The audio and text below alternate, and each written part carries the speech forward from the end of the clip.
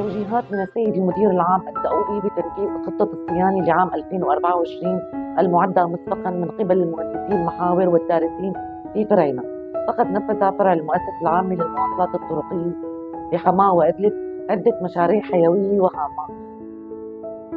تميز تنفيذ هذه المشاريع بالسرعة والجودة، حيث تم الالتزام بالشروط والمواصفات الفنية المطلوبة وبإشراف مباشر من قبل مدير الفرع والمهندسين المشرفين. شملت أعمال الصيانة للمواقع الأكثر تضرراً وتخريباً، وذلك بقشرها بقشاطة مزودة بحساسات وإعادة مدها بقميص إسفلتي ضمن الشروط والمواصفات الفنية المطلوبة.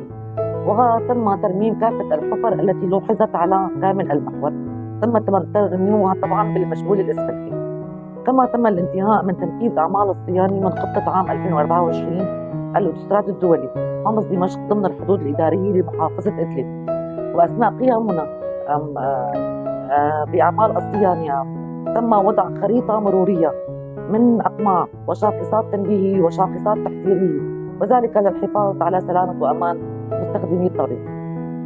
طبعا نحن الآن بصدد استكمال أعمال الصيانة لخطة عام 2024 وعلى باقي المحاور حسب صدور المباشرات بالتتابع، وسنقوم بأعمال الصيانة على محور الأوتوستراد الدولي حمص حلب ضمن الحدود الإدارية لمحافظة حماة، بالإضافة إلى أوتوستراد الغاب بيت ياشوط، محاور مسياف ومحيطها، إضافة إلى القطاع الشرقي السلمية الشيخ هلال القديم والسلمية الشيخ هلال الجديد حتى حدود المحافظة مع محافظة الربط.